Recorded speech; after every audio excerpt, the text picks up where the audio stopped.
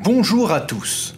De retour en Grèce antique, après avoir vu comment se construisait la société grecque et où le grec ancien vit, nous allons commencer à nous intéresser à sa vie quotidienne.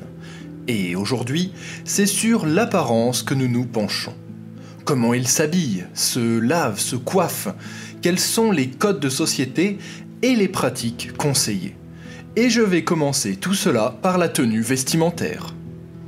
Les Grecs portent des vêtements sobres, hommes comme femmes. La grande majorité des tenues sont composées de tuniques droites surmontées de capes ou châles. Il faut cependant avouer que d'une manière générale, la plus grande partie de ce que nous savons des vêtements grecs anciens ne reflète que la classe supérieure, car ils étaient ceux le plus souvent représentés dans les œuvres d'art. La tunique masculine, appelée le chinton, est construite dans une ample pièce de tissu rectangulaire, pliée par le côté gauche du corps et fixée sur le côté droit. Attachée au niveau des épaules et autour de la taille à l'aide d'une ceinture. Vous avez également sûrement l'image de la grande toche blanche, la fameuse escomis, qui veut dire qui laisse une épaule en dehors. Eh bien, cette dernière, arrivée à partir du 5e siècle avant Jésus-Christ, pas avant, elle est surtout appréciée des travailleurs et des soldats. L'hiver, l'homme ajoute une couverture de laine ou de fourrure pour se protéger du froid. Bien que modeste, cette tenue incarne pour le grec le chic et l'apparence distinguée. Côté spartiate, tout est très sommaire. Une cape de laine teinte en rouge cramoisi, c'est une variante appelée triboune, et un bâton, le bactérion. Il est porté toute l'année, quelle que soit la météo. Le but, vous allez me dire, eh bien, encore une fois, prouver leur supériorité et leur impassibilité. Il y a d'ailleurs une règle d'or à Sparte.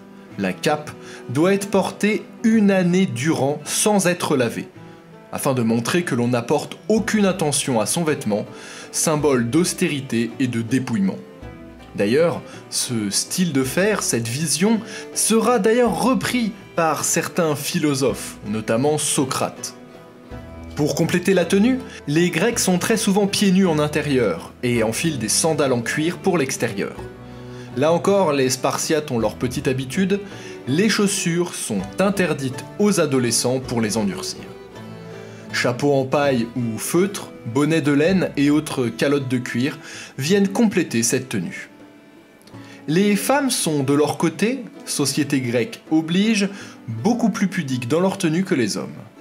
Ces derniers sont très souvent torse nu en intérieur, les esclaves et modestes même parfois entièrement nus.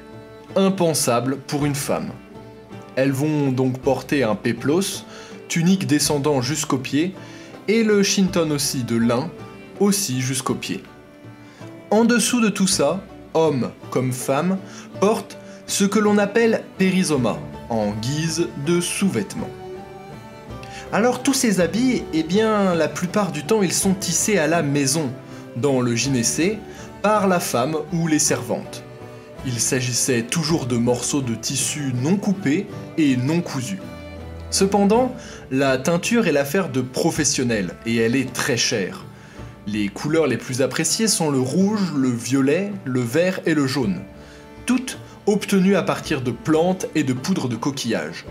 Mais ces habits colorés sont réservés aux riches. Les plus modestes portent uniquement des habits de teinture naturelle ou blanche. Bon, bien s'habiller c'est important, mais cela ne fait pas tout. Les Grecs portent une très grande attention à leur hygiène corporelle et à leur apparence en général. Le mot hygiène d'ailleurs vient du mot hygiénon qui veut dire santé. Les femmes font une toilette quotidienne. Les hommes et enfants, eux, vont chaque jour à la palestre où ils prendront un bain à l'eau froide. On y utilise une éponge et une lessive à base de cendres de bois et de chaux, de soude et de nitrate de potassium ou même d'argile pour se nettoyer. L'acidité de ces bains, irritant la peau, nécessite de bien s'enduire le corps d'huile. Et tenez-vous bien, ce n'est pas moins de 30 litres d'huile d'olive par an qui est consommée en moyenne par un grec adulte. On n'hésite pas non plus à s'appliquer des fards.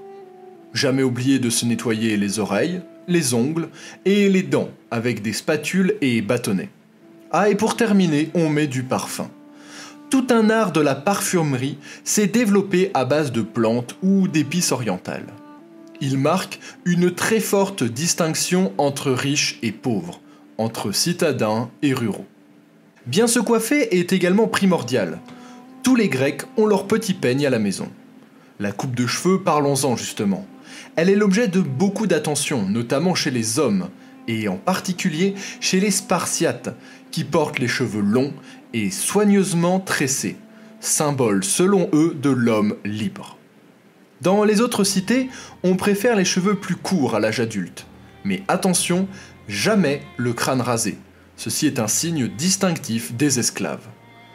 Presque tous les hommes portent des cheveux bouclés, naturels ou pas d'ailleurs, afin de se différencier des barbares. Ils sont parfois maintenus par un bandeau, notamment lors de la pratique sportive. Et déjà à l'époque, messieurs, ne vous en faites pas, on cherche à cacher sa calvitie. Perruques ou fausses mèches sont très prisées, pour lesquelles on va dans les koureia, véritables salons de coiffure. Chez les femmes, les esclaves les portent courts, à la manière de leur homologue masculin. Et les femmes libres préfèrent les garder plutôt longs. Ils se doivent, si possible, d'être bouclés ou ondulés.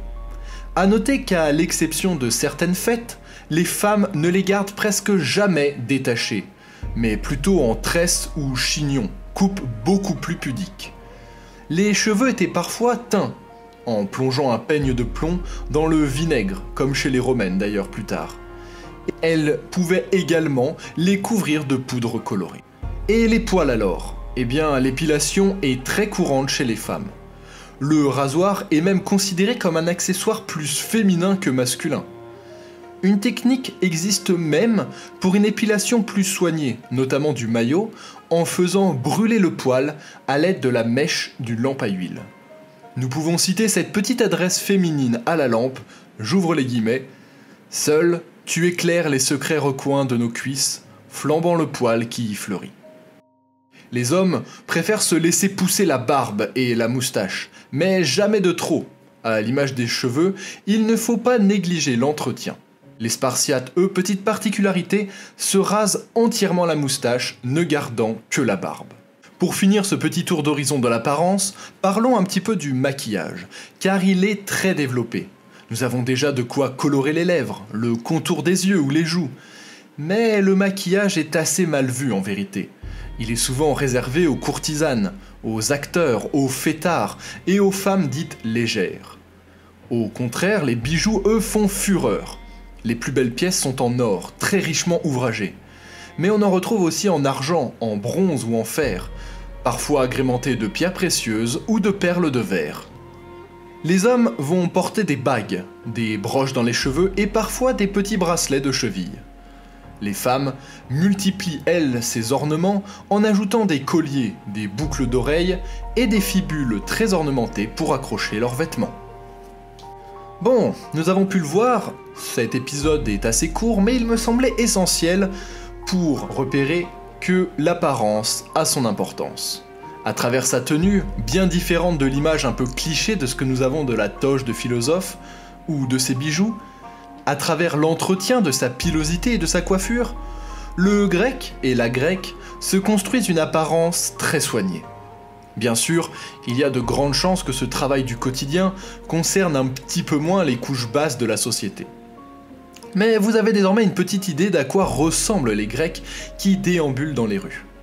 Nous l'avons enfin vu, la santé à travers l'hygiène semble une question de premier ordre en Grèce antique. Et un corps, ça s'entretient également, vous vous en doutez, par le sport, autre élément indissociable du monde grec. Nous nous retrouvons très vite pour parler de cette notion. Et d'ici là, je vous remercie de m'avoir écouté et vous souhaite que l'histoire soit avec vous.